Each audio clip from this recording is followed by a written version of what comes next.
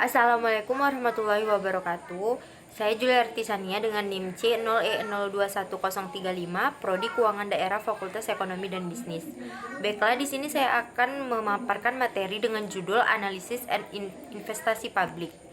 Ada 4 pembahasan yang akan saya paparkan. Pertama, pengertian analisis investasi publik. Kedua, aspek kelayakan investasi. 3, faktor-faktor yang mempengaruhi investasi publik. Dan yang keempat, teknik dasar penilaian investasi publik. Pertama, pengertian analisis investasi publik. Investasi publik disebut juga sebagai investasi pemerintah, di mana pemerintah menanamkan modal, baik itu pembangunan atau mendukung komunitas atau program tertentu guna untuk memulihkan atau meningkatkan kondisi ekonomi negara atau mensejahterakan masyarakatnya. Investasi publik umumnya dilakukan oleh pemerintah. Selain untuk meningkatkan keuntungan, investasi ini diharapkan dapat menekankan tingkat pengangguran di masyarakat. Sedangkan analisis investasi publik adalah hal yang penting untuk mencari tahu apakah investasi yang akan dilakukan tersebut memiliki manfaat ekonomi maupun sosial dalam rangka peningkatan pelayanan publik.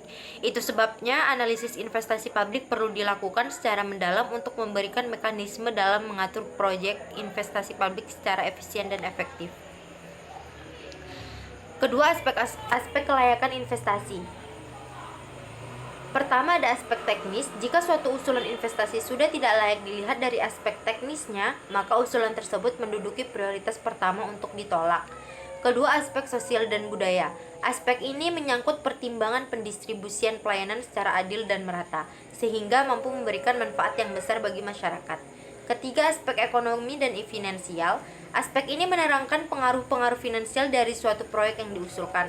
Berdasarkan perencanaan anggaran, keputusan-keputusan mengenai efisiensi proyek secara finansial, solvabilitas, dan likuiditas perlu dipertimbangkan. 3, faktor-faktor yang mempengaruhi investasi publik. Pertama, ada tingkat diskonto. Jika suatu proyek tidak memberikan keuntungan yang diisyaratkan, maka proyek tersebut harus ditolak. Perhitungan tingkat diskonto merupakan bagian yang cukup kompleks dalam analisis investasi. Kedua, ada inflasi. Penilaian investasi harus memperhitungkan perkiraan tingkat inflasi. Semakin tinggi tingkat inflasi, semakin rendah nilai real keuntungan di masa depan yang diharapkan, sehingga semakin tinggi keuntungan yang diisyaratkan. Ketiga, risiko dan ketidakpastian. Terjaminnya keamanan berinvestasi, penegakan hukum dan demokrasi, terjaminnya property right dan contract right dapat menurunkan risiko investasi. Keempat, ada capital rationing. Dalam keadaan seperti ini terdapat beberapa alternatif investasi yang dapat dilakukan, akan tetapi tidak tersedia cukup dana untuk membiayai investasi yang diajukan. Keempat, teknik dasar penilaian investasi publik. Pertama, identifikasi kebutuhan investasi yang mungkin dilakukan. Keterkaitan antara suatu proyek dengan proyek yang lain perlu dipertimbangkan untuk mengetahui sejauh mana penerimaan atau penolakan suatu investasi akan mempengaruhi investasi yang lain. Kedua, menentukan semua manfaat dan biaya real proyek yang akan dilaksanakan.